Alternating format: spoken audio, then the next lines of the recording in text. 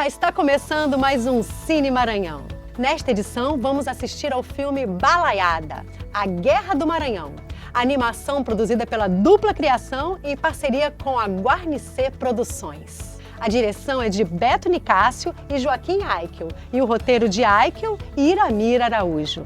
Como o título evidencia, a obra trata de um dos conflitos revolucionários mais importantes do período regencial no Brasil, ocorrido no Maranhão entre 1838 e 1841. Boa sessão!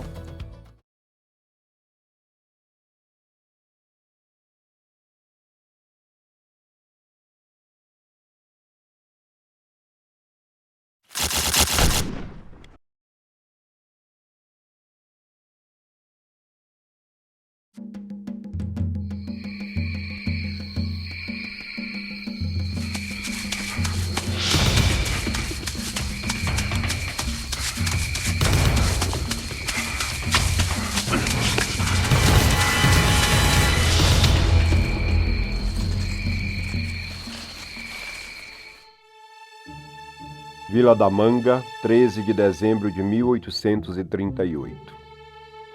O vaqueiro Raimundo Gomes invadiu a cadeia do povoado para soltar o seu irmão que havia sido capturado para servir ao exército. Raimundo prendeu o comandante e os soldados da guarnição, depois juntou as pessoas da vila e fez uma proclamação contra o governo. A proclamação do vaqueiro dizia: "Como me acho nessa vila com a reunião do povo e a bem do sossego público, quero que seja sustentada a Constituição e garantidos os direitos dos cidadãos. Que seja demitido o presidente e entregue o governo ao vice-presidente. Que sejam abolidos os prefeitos e subprefeitos, ficando somente as leis gerais e da província que não forem contra a Constituição do Império." Essa proclamação foi enviada para a capital, onde estavam reunidos os deputados dos partidos conservador e liberal, conhecidos como cabanos e bentivis. Os deputados não se entendiam e acusavam uns aos outros por toda aquela situação. Dois outros personagens também iriam entrar nessa história. O negro Cosme, que todos diziam ser feiticeiro, que assaltava fazendas, libertava os escravos e os acoitava em seu quilombo na Lagoa Amarela, e o agricultor e fabricante de balaios, Manuel Francisco dos Anjos, o balaio. No caso deste, existem duas histórias. Uns dizem que ele entrou na guerra por causa das filhas que teriam sido abusadas por soldados. Outros afirmam que ele entrou na luta para libertar um filho preso pela milícia. O fato é que essa guerra, a balaiada, durou quase 4 anos. Começou na Vila da Manga, que hoje é a cidade de Nina Rodrigues, e manchou o Maranhão de sangue. Na cidade de Caxias, então a segunda maior do Maranhão, governantes e povo estavam amedrontados. Corria a notícia de que os balaios se dirigiam para lá e iam destruindo tudo pelo caminho. Verdadeiro terror. Eles também paravam em algumas cidades para conseguirem armas e mantimentos. Tinham ajuda do povo descontente com a política dos portugueses, a quem eles chamavam de cabanos.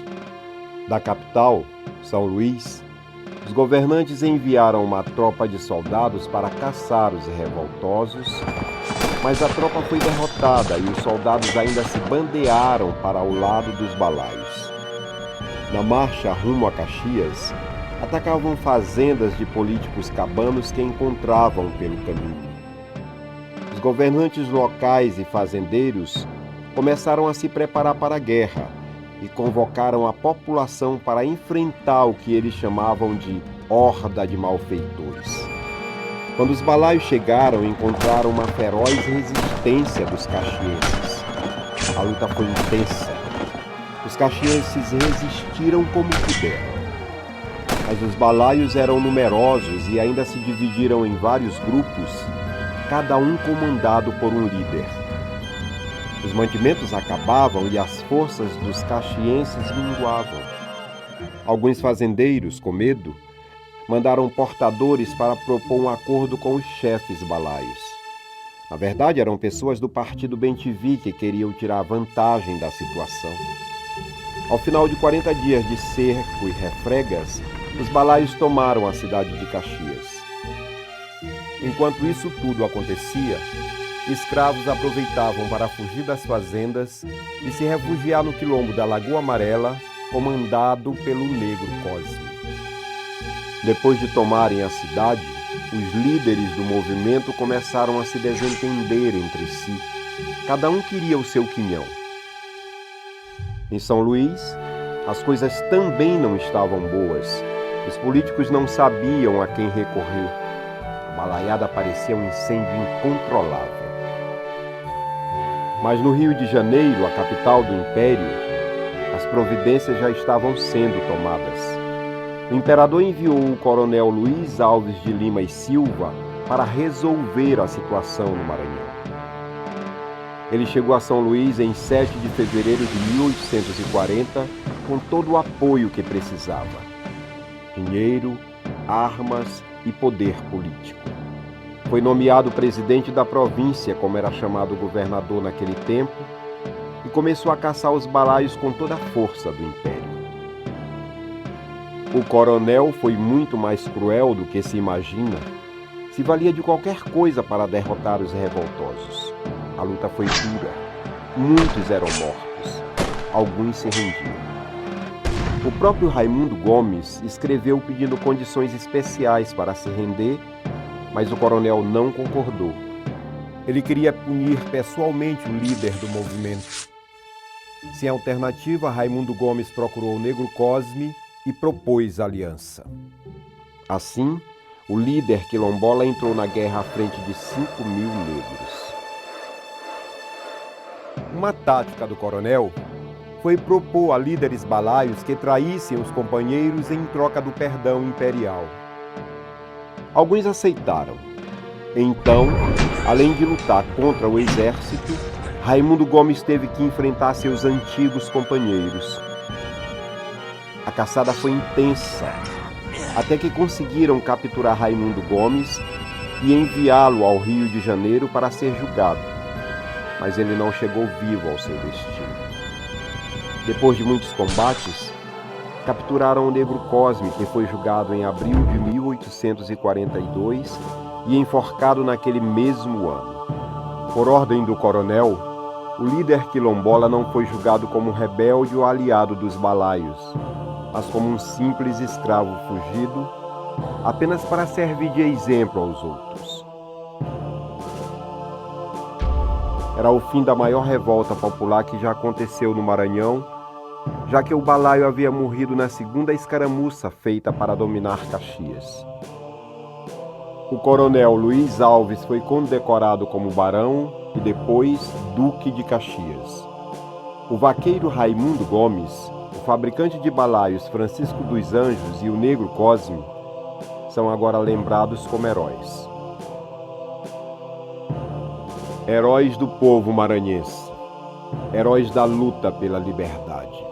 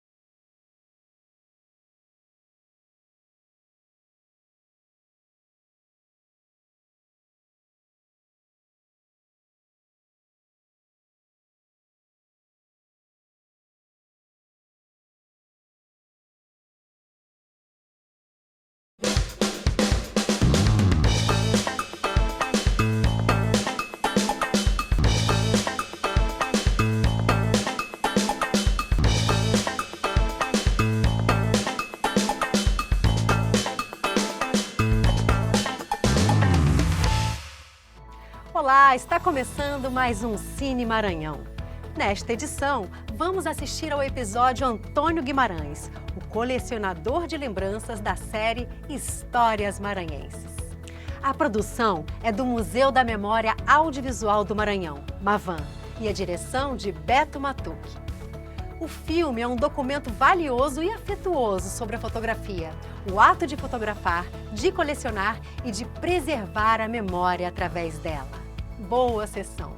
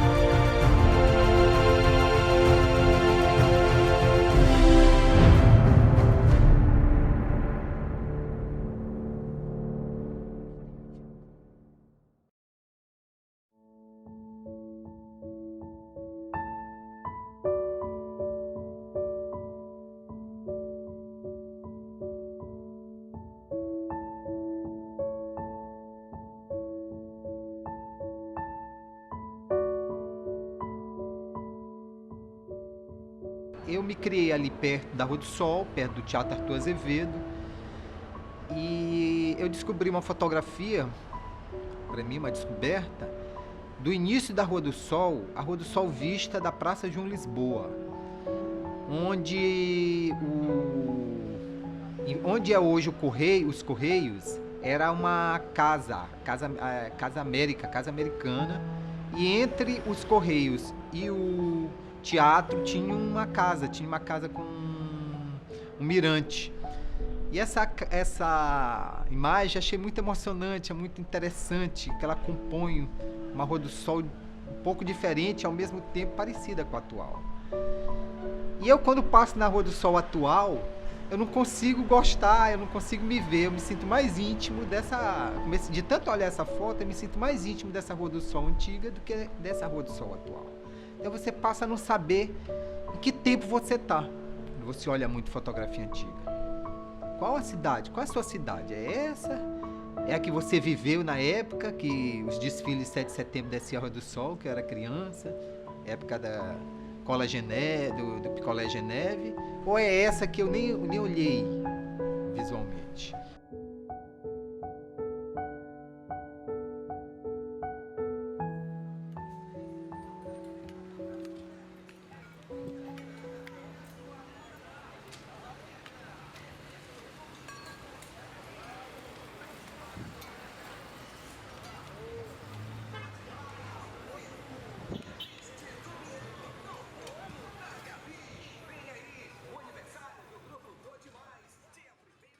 Me emociono muito quando eu olho essas fotografias e vejo que o tempo passou e a gente não pode recuperar esse tempo.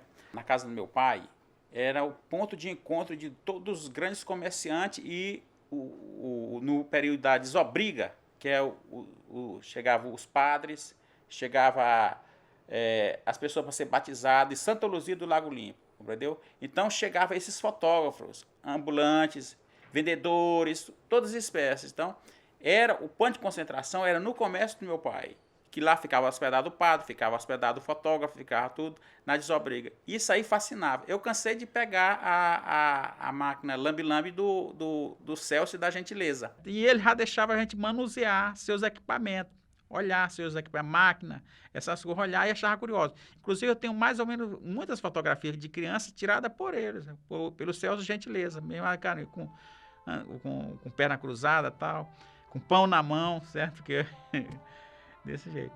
Então, isso, o desenvolvimento de entender fotografia, de gostar de conversar com aquelas pessoas que eu achava assim o máximo.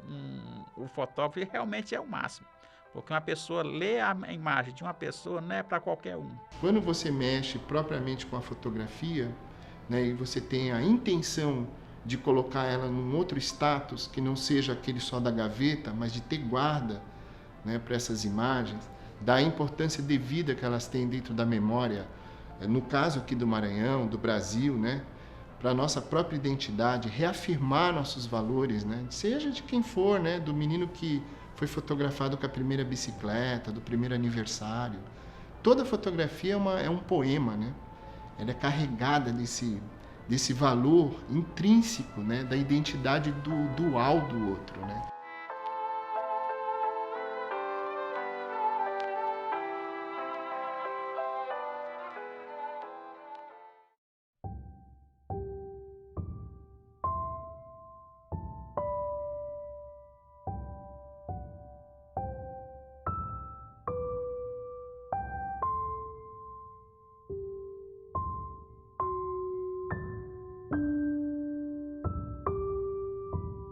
A fotografia eu não sei nem definir, Beto. Na realidade, minha visão de fotografia, ela permanece praticamente assim, não sei se é porque eu sou ligado muito ao saudosismo.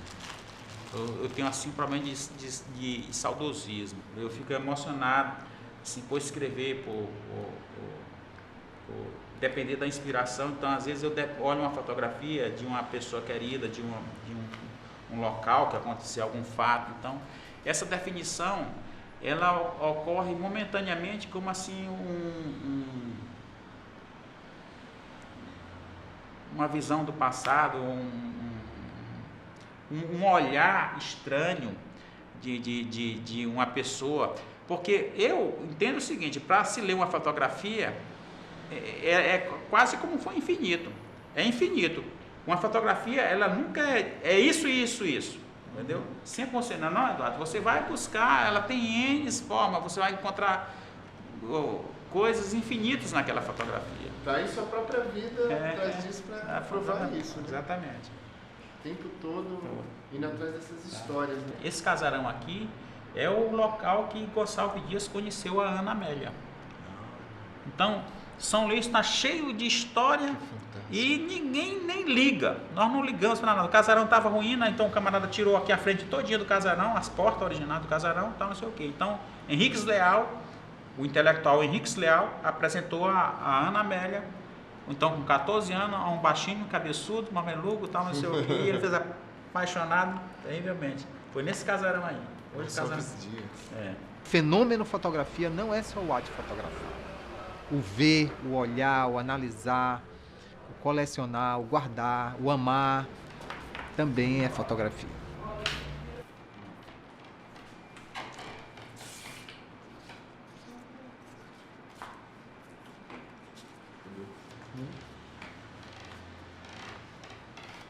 Eu acho que para quem se entende na fotografia, quem se vê refletido propriamente na história que ela estabelece, no contato com o passado, com a própria ideia de melancolia, né, se você se salva dela no sentido mais intelectualizado, né, menos saturniano, diria, é maravilhoso. Porque hoje o historiador, o antropólogo, o etnólogo, o sociólogo, os estudiosos da imagem, eles aceitam muito mais a imagem como texto, né? A própria imagem é um documento histórico, né? Antes ela era rodapé. A história é o que o historiador vê. Mas o historiador não pode ver uma fábula. Ele tem de ver esse passado com base em indícios, com base em fontes. E entre essas fontes que está a fotografia. Para mim, é a fonte histórica, uma das mais completas fontes históricas para a história. Mesmo sabendo hoje que a fotografia ela não é a imagem do real.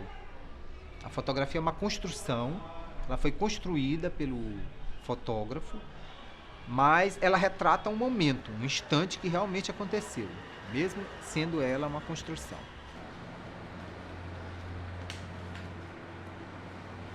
Ezequias, que pela infausta e sentida morte de Sua Majestade Fidelíssima Senhora Dona Maria II Virtuosa, de saudosíssima memória, fizeram em 15 de maio de 1854 os portugueses residentes na cidade de São Luís do Maranhão. Quem gosta de ler, ele gosta de fotografia, porque, como eu te falo, uma fotografia é um livro aberto. Uma fotografia, ela torna-se infinita, porque você pode analisar uma fotografia como se analisa um livro de literatura.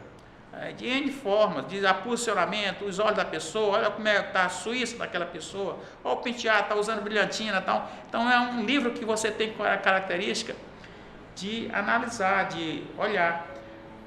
Então eu tenho esse hábito ainda de colecionar fotografias, entendeu? Certo? E gosto muito de fotografias.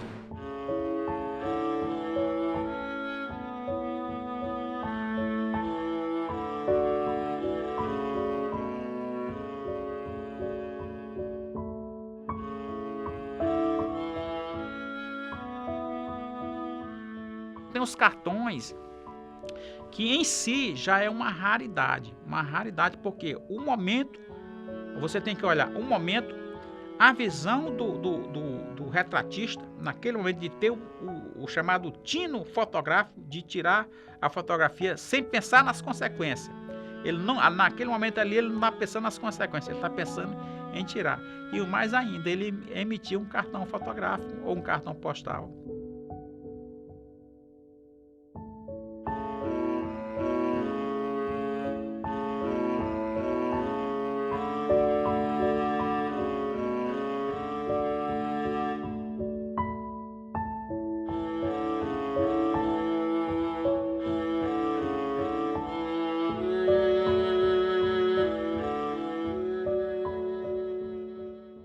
Você sempre vai ver um ângulo diferenciado, porque a história, ela é tal qual a fotografia, um fenômeno que ele não é estático. Apesar da fotografia ser uma imagem paralisada, cada olhar vai fazer uma leitura diferenciada do que é aquela fotografia.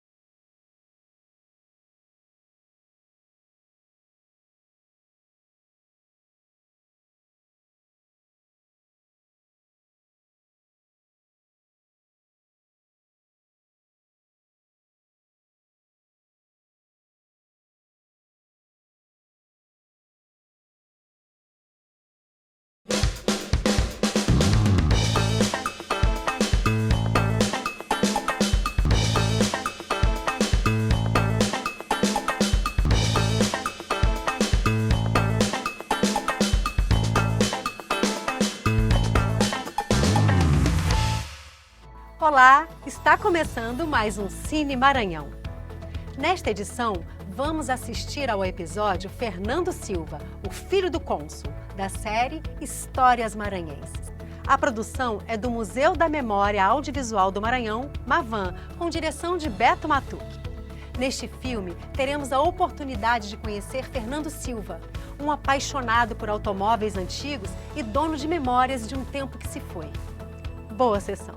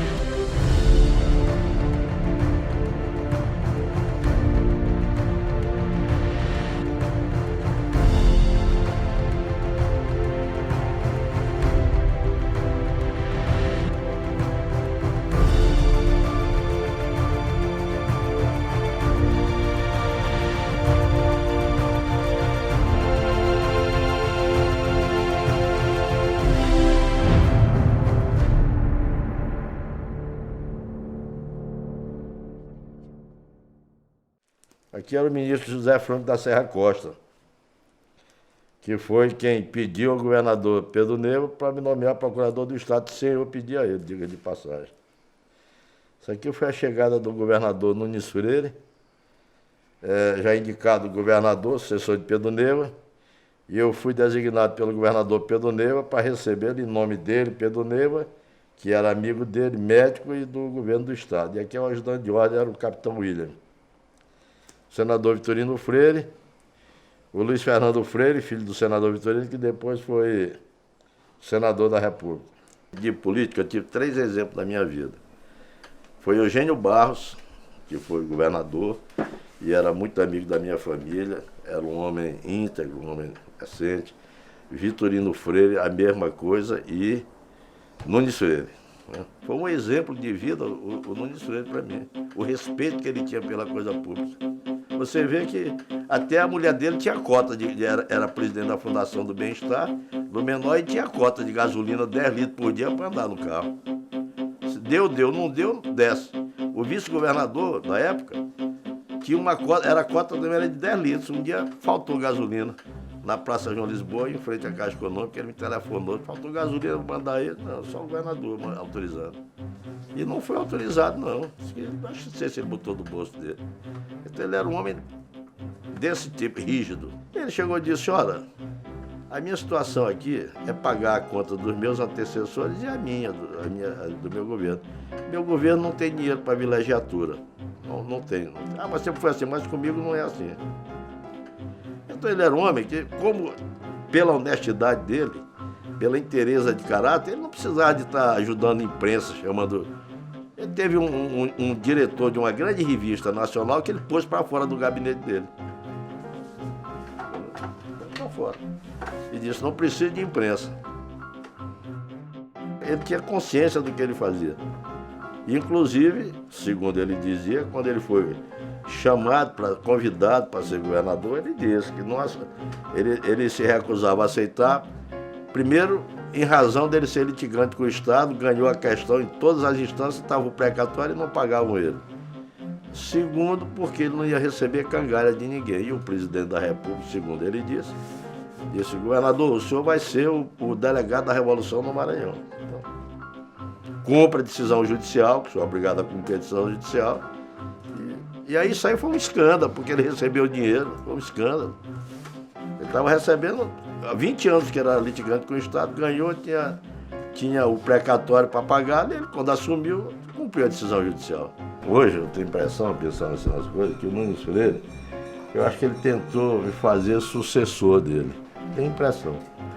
E depois do governo, conversando com ele, mas francamente eu constatei isso, entendeu? Ele disse, olha, daquela vez ele disse que ia te colocar na relação de deputado, não quiseste, mas se tu tivesses falado mais coisas assim para mim... eu tinha aproveitado disso aí. Eu senti que ele me queria fazer o sucessor. Mas naquela época é tal coisa, eu nasci conhecendo o Nunes Freire na minha casa. O Nunes Freire era homem que almoçava e tal, mas eu não, naquela época menino não entrava em conversa de adulto, era difícil. Eu fui conversar com o Nunes Freire no governo, porque ele disse para meu pai que precisava de mim lá. E eu realmente, ele tinha muita, extrema confiança em mim. Fui ordenador de despesa, fui secretário de Estado, ele fez um decreto me dando condição de secretário de Estado, me colocou secretário da Comissão Executiva da Arena, delegado da Comissão Nacional, quer dizer, tinha muita confiança em mim, entendeu?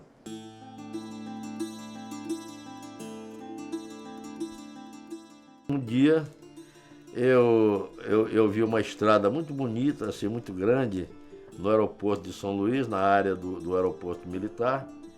Eu tinha acompanhado meu pai, que ele fora buscar um amigo, e eu pedi a chave do carro para testar, para ver se meus pés dariam na pedaleira, se eu olhava alguma coisa. Aí eu entrei, ele me deu a chave do carro, longe de imaginar o que eu iria fazer.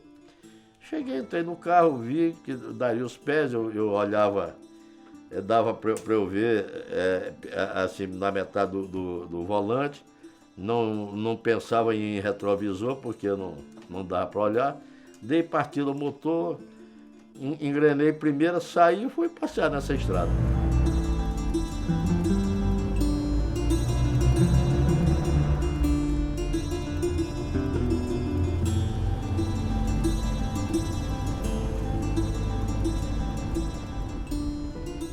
Meu pai era um cidadão inteiramente dedicado à família. A grande paixão dele era minha mãe e a família, os filhos que começaram a vir. Então eu fui o primeiro, de uma prole de 8. E minha ligação com ele era tamanha que o pessoal depois, primeiro era Cola Tudos, o que hoje se chama Super Bonde, depois foi Aradite, então, que onde meu pai ia, eu estava com ele. Então era uma ligação afetiva muito grande. O sucesso do meu pai deve também muito a ela, né? Porque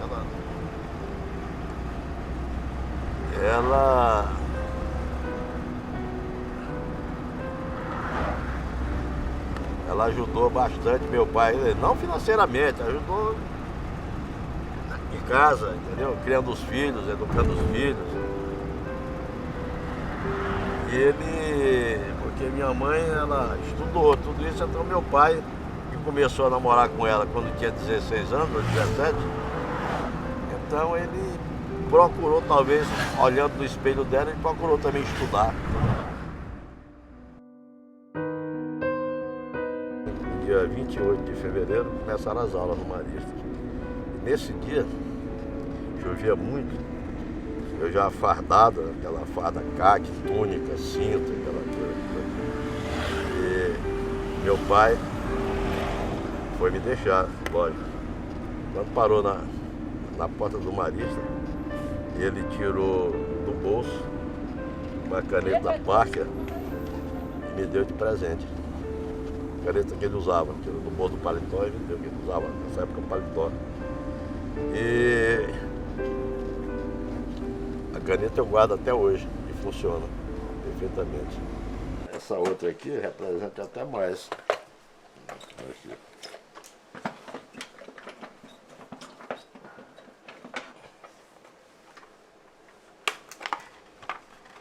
Essa aqui representa mais.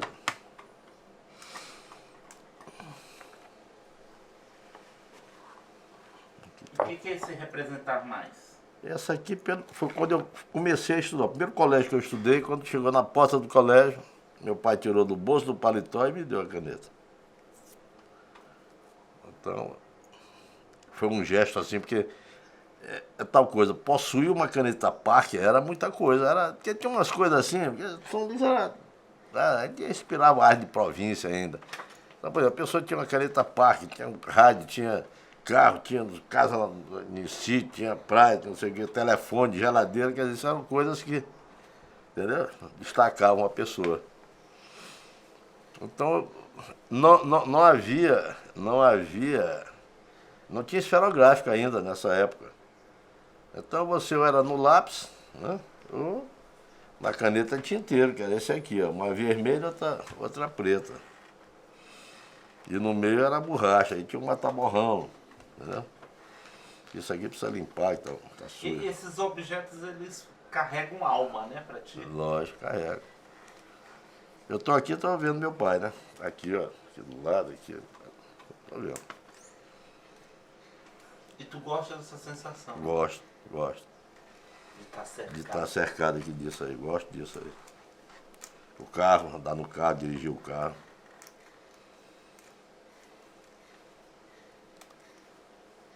O que mais te emociona quando tu lembra? Rapaz, eu não sei. Tudo me emociona. Tudo me emociona do meu pai. Se refere meu pai e minha mãe também. Os dois.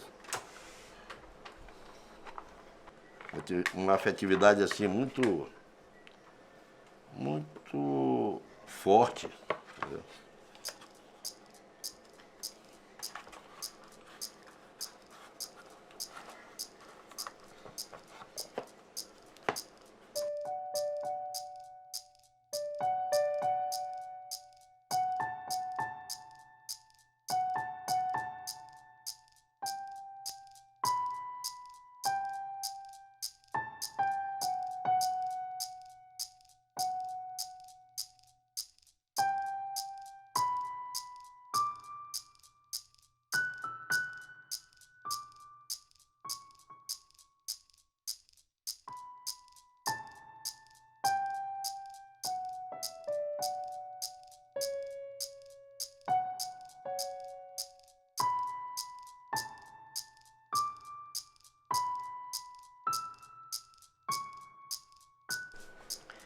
E eu sonho frequentemente com ele. E aí, era um sábado, quando eu sonho com eles, que eu encontrei com ele na Rua Grande. Eu ia e ele vinha. Aquele movimento aí, a roupa era ele. A caneta aqui do lado. Aí eu disse assim, papai, onde é que o senhor está? Ele disse, estou em casa, em Oliveira de Azemês.